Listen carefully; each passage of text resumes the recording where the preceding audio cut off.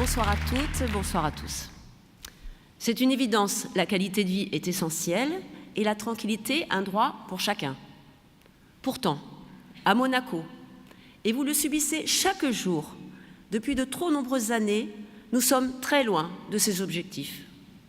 Les nuisances de toutes sortes, dues essentiellement aux travaux et à la circulation, mais pas seulement, impactent votre vie au quotidien.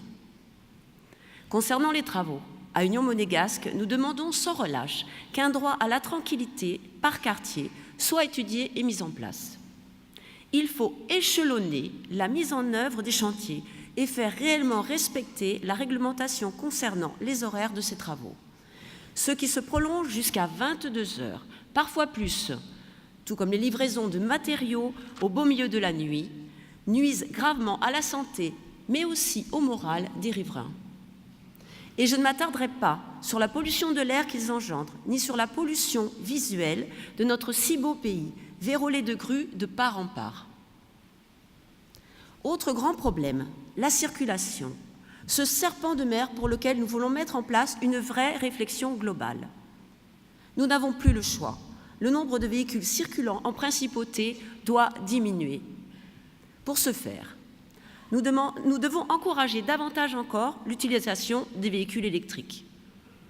Nous devons refuser catégoriquement tout nouveau parking public en ville, car c'est un appel d'air, à l'exception évidemment de ceux destinés aux immeubles d'habitation. Nous devons encourager les parkings de dissuasion à la périphérie. Nous souhaitons instaurer le principe du pollueur-payeur par un tarif des parkings proportionnel au nombre de fois où le véhicule est utilisé. Je m'explique. Les parkings domaniaux seraient gratuits jusqu'à un certain nombre de sorties mensuelles. Au-delà d'un seuil défini, par exemple 20 sorties par mois, l'abonné paierait d'abord une somme modeste, puis croissant progressivement. Le principe pollueur-payeur serait ainsi équitablement appliqué.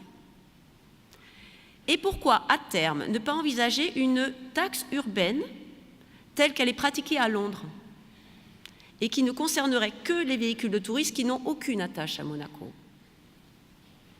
D'autres grandes villes saturées ont déjà pris des mesures dans ce sens. Nous devrons y venir aussi.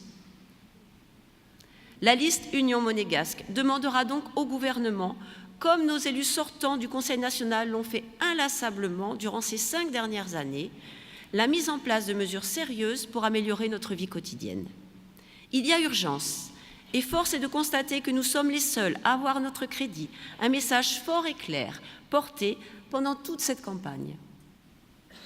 La politique doit être au service de l'humain, pas l'inverse. À quoi bon voter des budgets en excédent si nous n'avons plus aucun plaisir à vivre chez nous? Ce débat vous appartient.